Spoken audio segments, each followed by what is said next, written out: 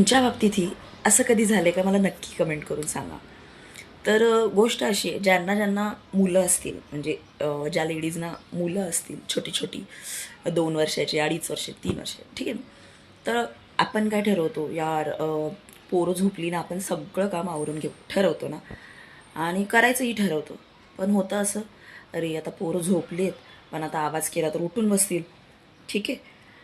आणि जेव्हा पोरं जागी असतात ना त्यावेळी पोरंच करू देत नाहीत कामं, राईट. म्हणजे ते इतका त्रास देतात आम्हाला की काहीच करू देत नाही. मग ते पायात पायात येणार, मग ते हे मग ते असं रडारड खूप. मग कामं कशी होतील घरच्या मम्म्यांची तुम्ही सांगा जर. असं मम्मा लोक कशी कामं होतील? झोपल्यावर भांडी वाजली की पोर उठतात, मग जो मिळणारा वेळ आहे तो पण मिळत नाही. म्हणजे आपण तेव्हा पण भांडी घासत नाही, झोपायची स्वतः झोपायची तर लांबच गोष्ट, काहीतरी टाइमपास करत बसणार मोबाईलवर जसं की मी आता करते. आणि दुसरी गोष्ट, पोरं उठली की पोरं कामं करू देत नाहीत. मग झाली ना कामच झाली आपली दिवसभराची. मग घरी आल्यावर नवरा हेच विचारणार ना, काय केलंस दिवसभर? मग काय केलं काय सांगणार? पोरं झोपली होती म्हणून आवाज नाही केला, आणि पोरं उठल्यावर पोरांनी मला काय करू नाही दिलं म्हणून कामच नाही केली.